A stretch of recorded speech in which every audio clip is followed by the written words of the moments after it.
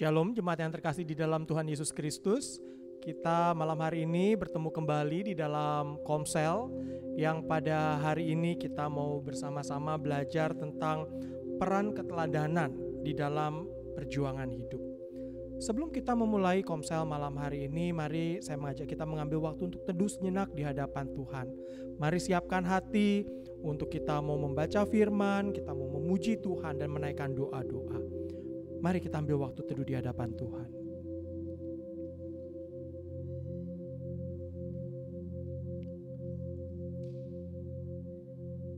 Bapa kami di dalam surga, terima kasih ya Tuhan.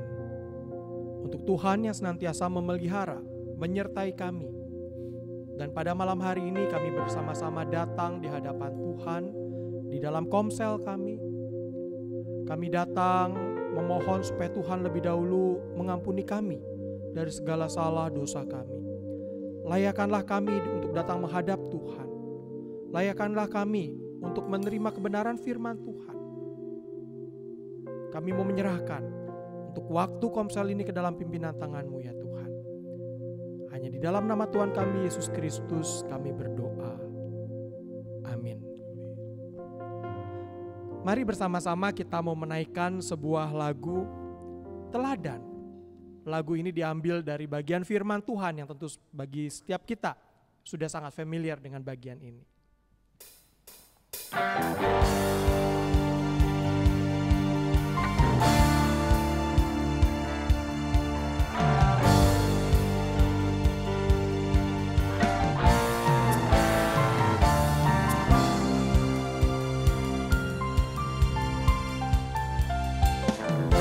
Janganlah ada seorang pun jua menganggap rendah oleh karena kita muda.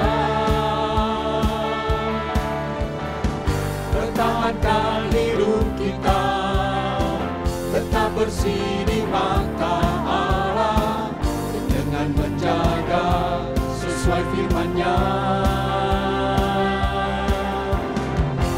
Janganlah ada seorang pun jua menganggap rendah oleh karena kita muda. Pertahankan hidup kita tetap bersih di mata Allah dengan menjaga sesuai firman-Nya. Teladan bagi orang-orang percaya dalam perkataan, dalam kesaksian hidup kita. Jagalah kesucian kita di tengah kecemaran dunia. Jadilah teladan di tengah-tengah dunia.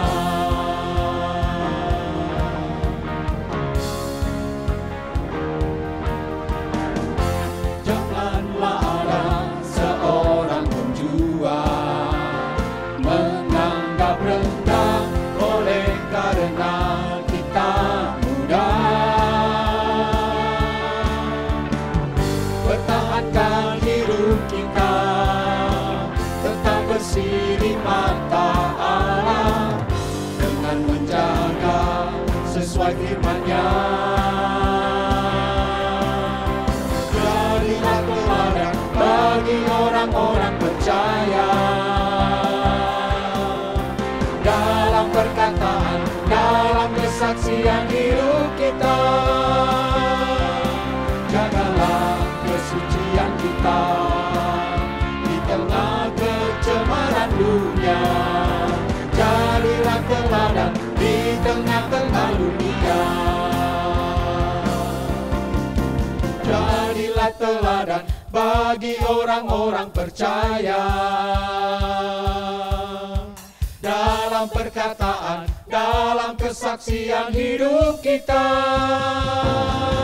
Jagalah kesucian kita di tengah kecemaran dunia. Jadilah teladan di tengah-tengah dunia. Jadilah teladan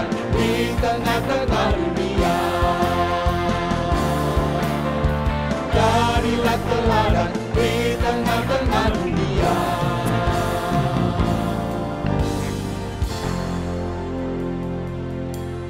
Jemaat, mari kita bersama-sama membaca bagian firman Tuhan yang akan menjadi perenungan kita pada malam hari ini. Terambil dari Injil Yohanes pasal yang ke-18 ayat 15 sampai 27. Demikian firman Tuhan. Simon Petrus dan seorang murid lain mengikut Yesus. Murid itu mengenal imam besar dan ia masuk bersama-sama dengan Yesus ke halaman istana imam besar. Tetapi Petrus tinggal di luar dekat pintu. Maka murid lain tadi yang mengenal imam besar kembali keluar, bercakap-cakap dengan perempuan penjaga pintu lalu membawa Petrus masuk. Maka kata hamba perempuan penjaga pintu kepada Petrus, "Bukankah engkau juga murid orang itu?" Jawab Petrus, "Bukan." Sementara itu hamba-hamba dan penjaga-penjaga bait Allah telah memasang api arang, sebab hawa dingin waktu itu, dan mereka berdiam di situ. Juga Petrus berdiri berdiam bersama-sama dengan mereka. Maka mulailah imam besar menanyai Yesus tentang murid-muridnya dan tentang ajarannya. Jawab Yesus kepadanya, "Aku berbicara terus terang kepada dunia. Aku selalu mengajar di rumah-rumah ibadat dan di bait Allah, tempat semua orang Yahudi berkumpul. Aku tidak pernah berbicara sembunyi-sembunyi. Mengapakah engkau menanyai aku? Tanyailah mereka yang telah mendengar apa yang telah kukatakan kepada mereka. Sungguh mereka tahu apa yang telah kukatakan." Ketika ia mengatakan hal itu, seorang penjaga yang berdiri di situ menampar mukanya sambil berkata, "Begitukah jawabmu kepada imam besar?" Jawab Yesus kepadanya, "Jikalau kataku itu salah, tunjukkanlah salahnya.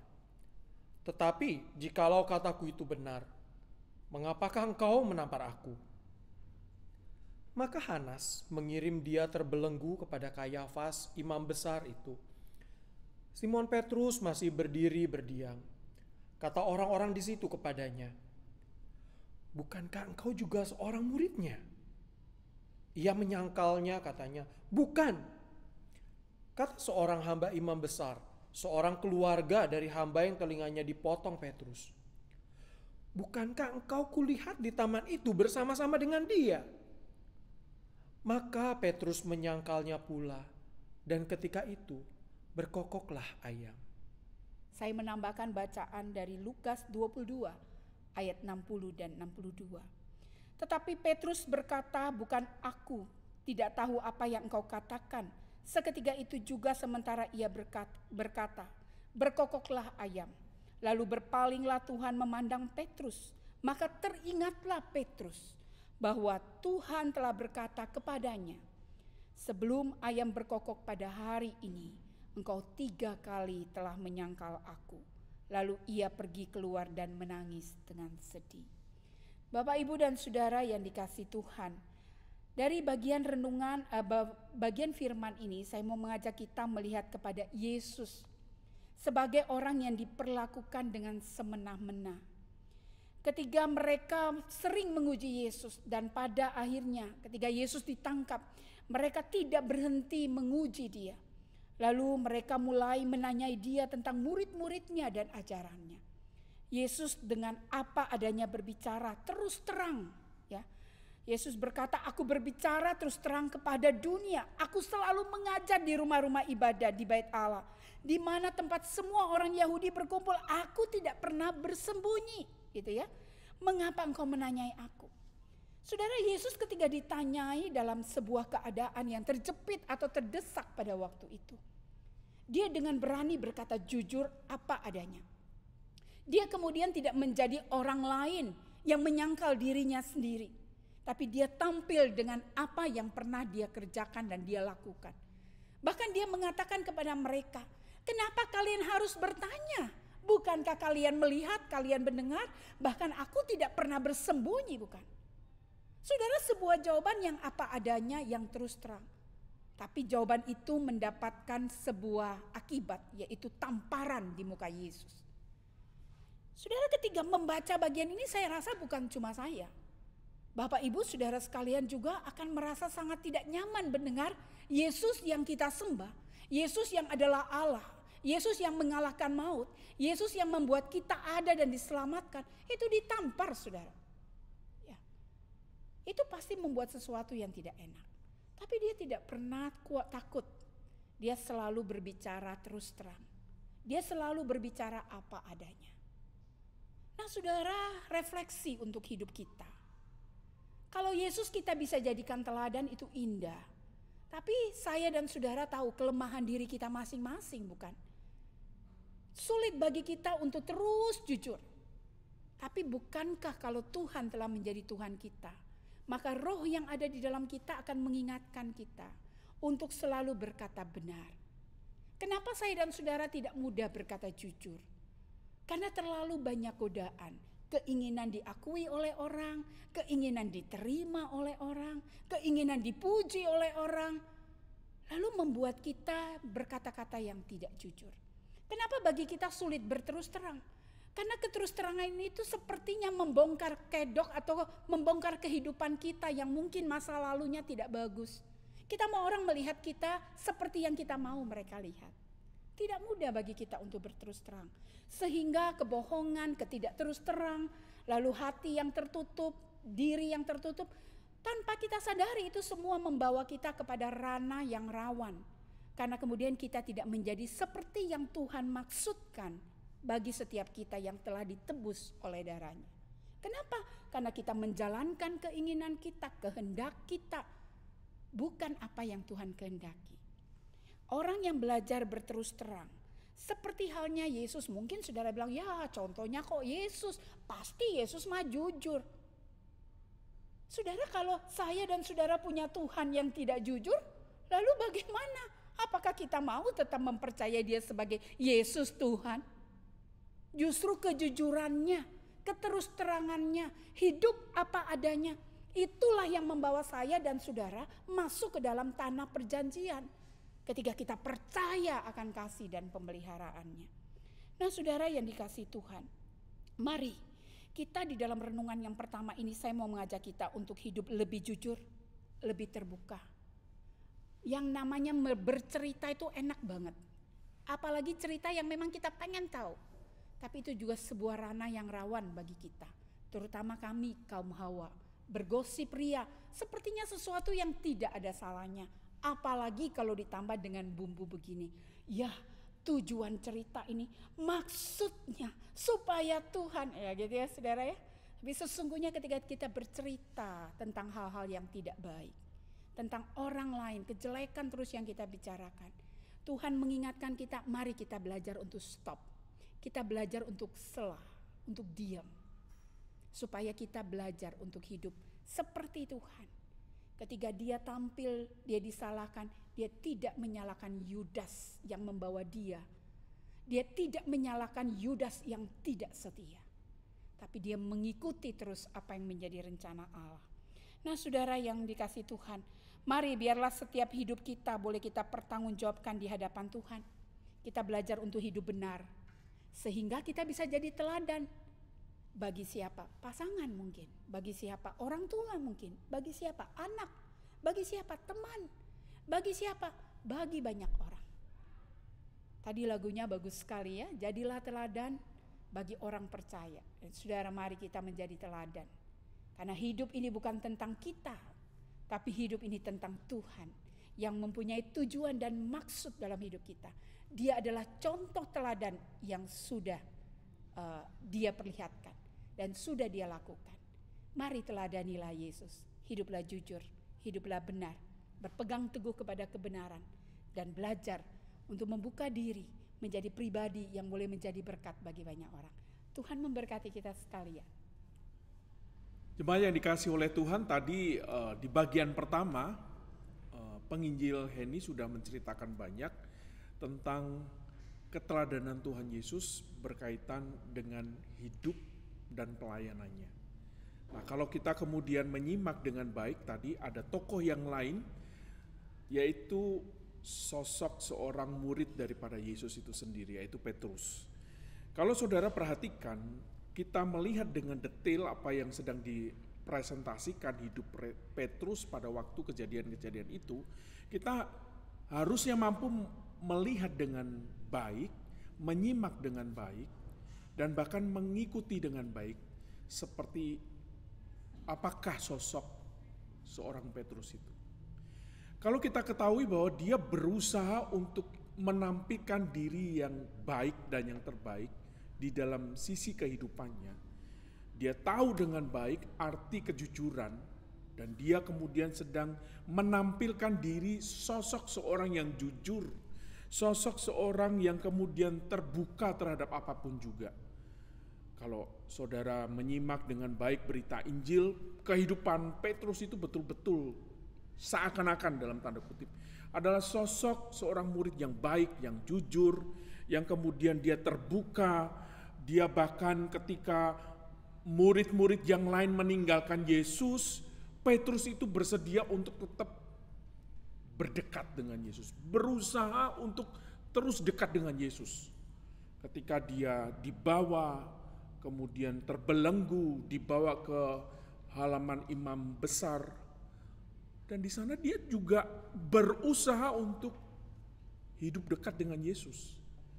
Dia kan pernah berbicara banyak di hadapan murid-murid yang lain bahwa kalau yang lain meninggalkan, aku nggak akan meninggalkan. Ya, dia mau berusaha untuk jujur. Artinya di dalam kehidupannya dia menampilkan yang terbaik. Yang kedua, kalau kita menyimak dengan baik juga, di situ dikatakan Petrus itu bersikap apa adanya, dia seakan-akan tidak memiliki ketakutan apapun juga. Kalau yang lain itu lari tunggang langgang, lalu kemudian kita dapati fakta bahwa justru Petrus itu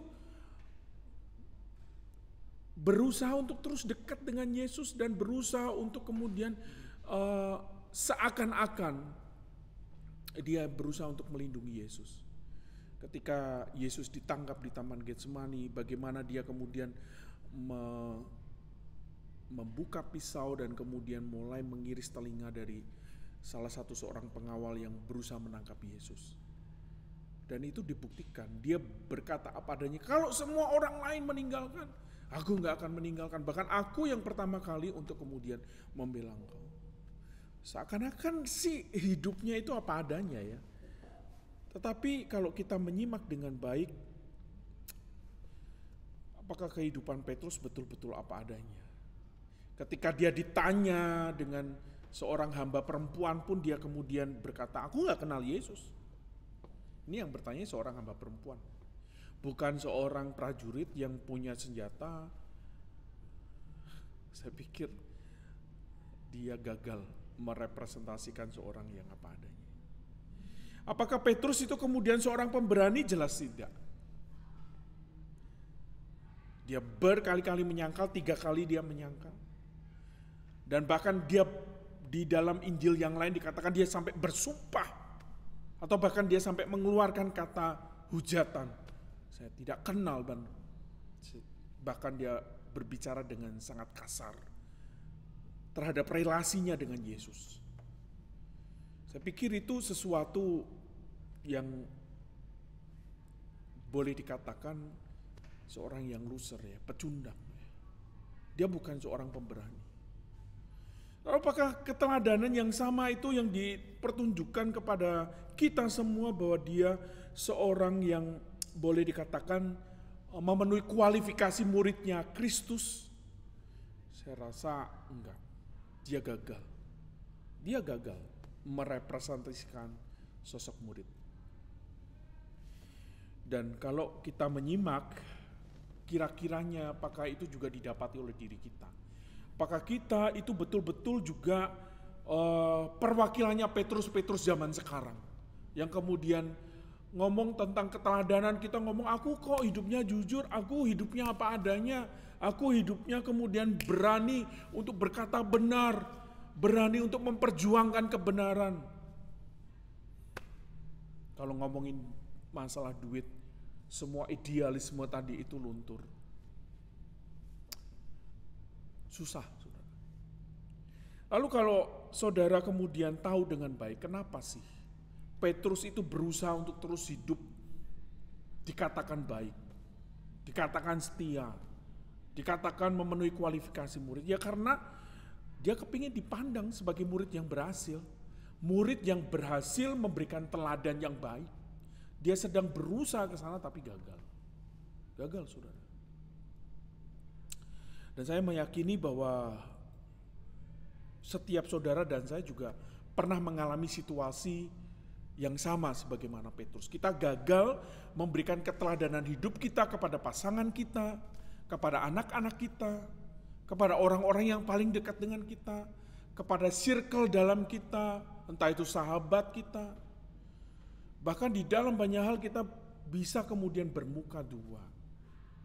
Ketika tidak lagi bersama dengan mereka, kita kemudian bisa melakukan banyak hal yang bertolak belakang dengan apa yang sudah kita nyatakan. Jadi saudara, kalau kita simpulkan, apakah Petrus selama-lamanya akan seperti itu? Ternyata enggak. Justru di sini saudara yang harus pelajari dengan baik.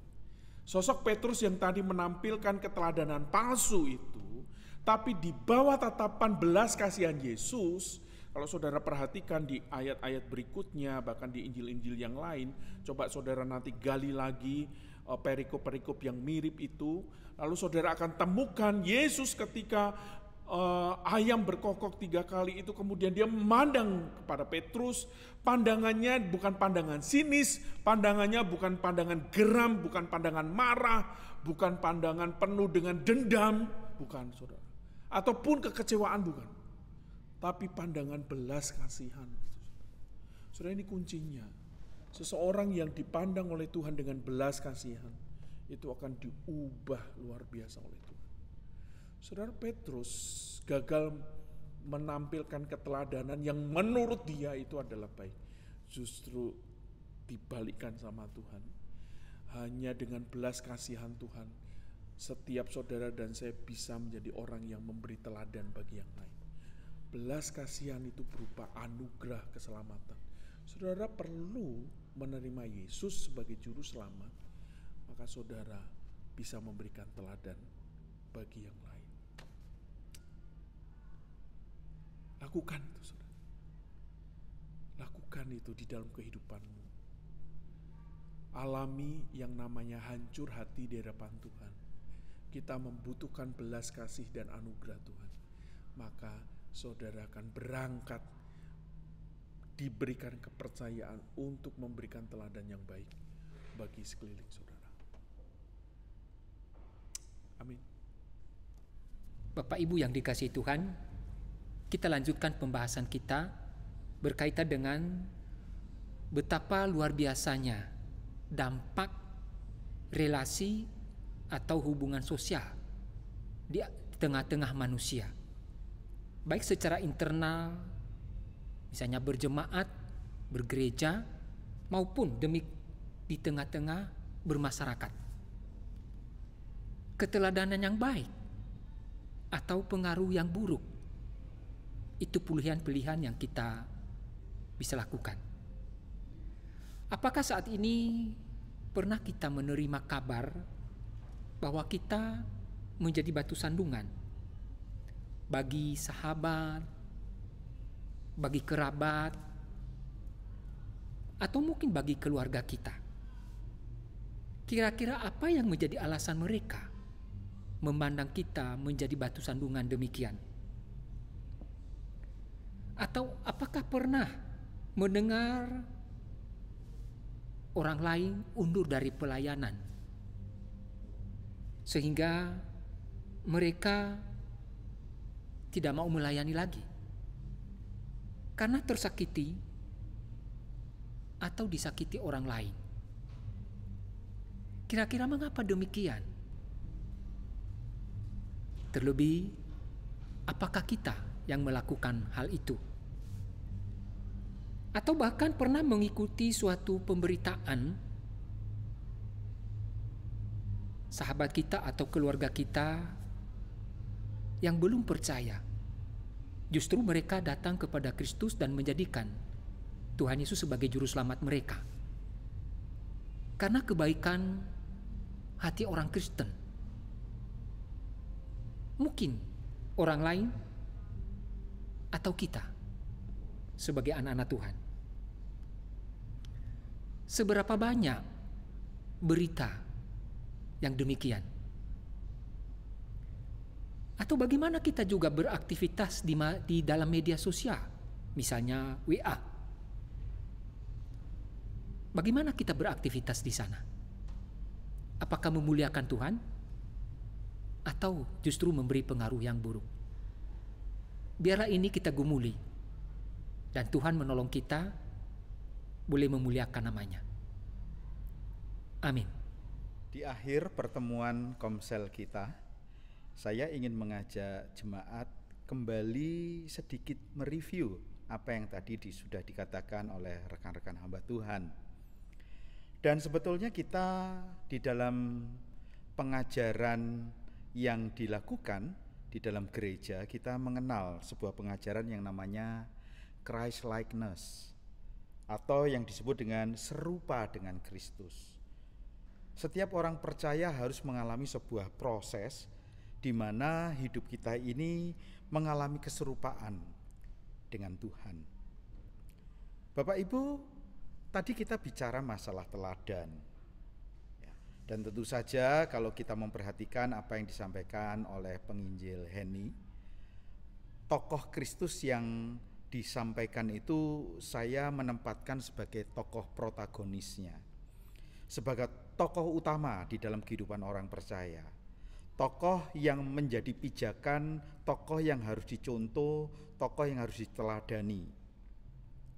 Dan sebaliknya, di dalam bacaan tadi kita juga diajak untuk merenungkan tokoh antagonisnya yang disampaikan oleh penginjil Antoni.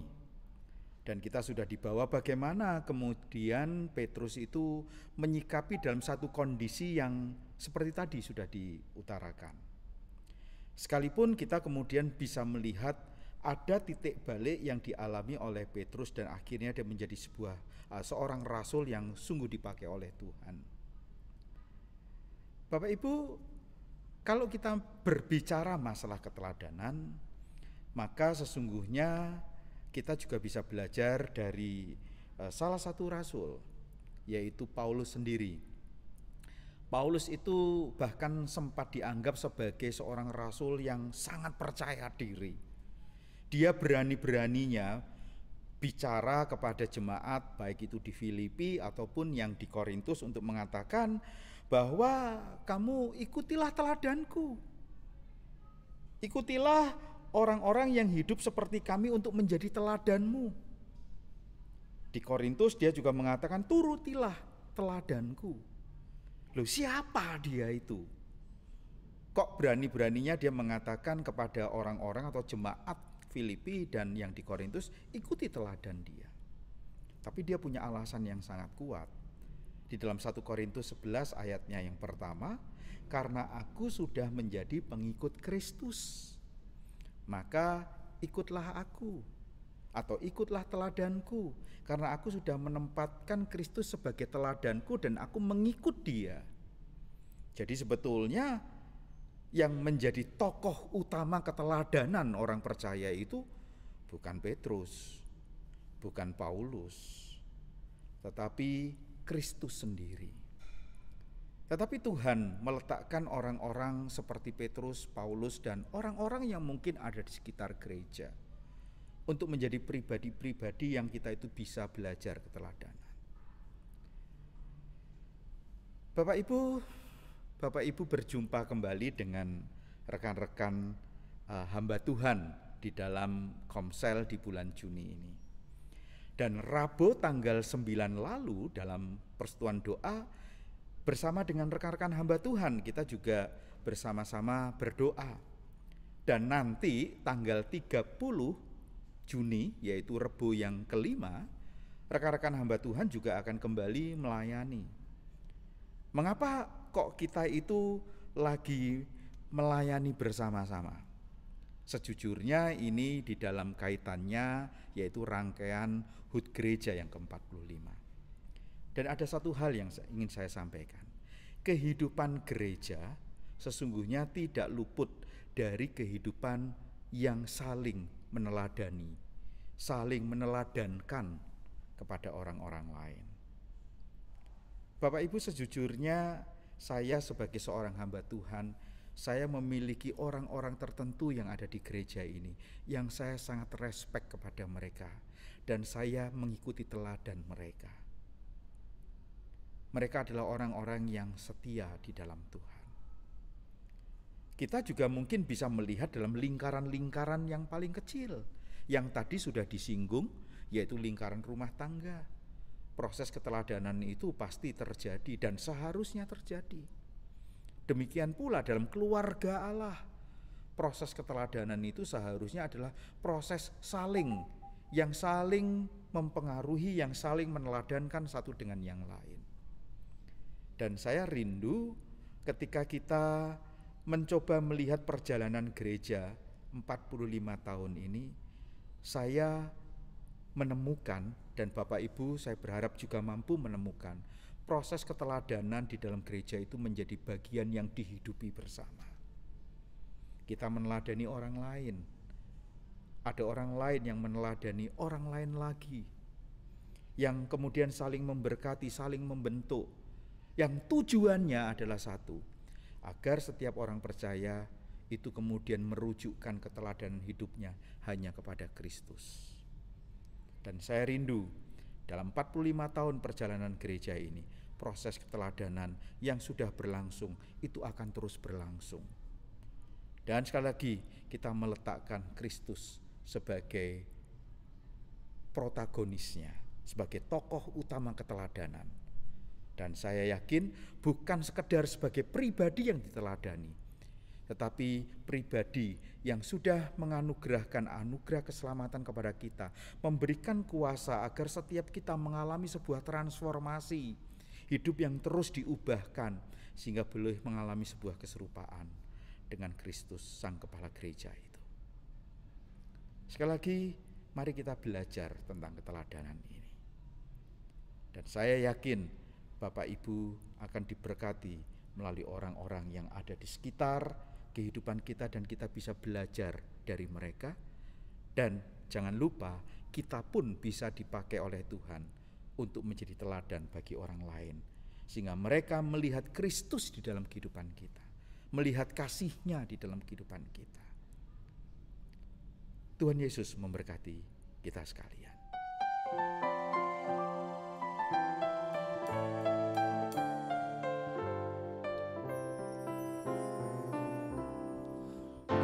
Serupamu Yesus yang mulia, inilah doa dan harapan.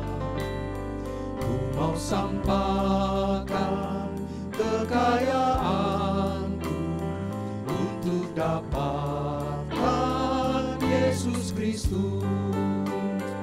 Yesus ku rindu serupa Yesus yang mulia, serupa Dikau, serupa manismu, serupa setiamu, dalam hatiku merupakan Kau.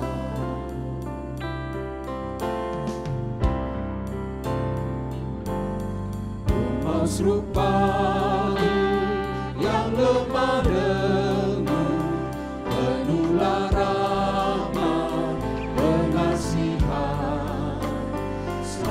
menolong yang tawar hati, serta mencari yang berdosa. Yesus ku rindu serupa Dikau, Yesus yang mulia serupa Dikau, serupa manismu, serupa setiamu, dalam hatiku lupakan Kau.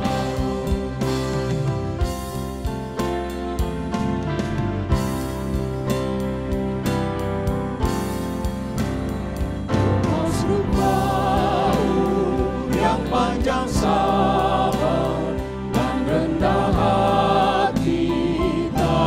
damai, sabar menanggung aniaya siksa untuk selamatkan manusia.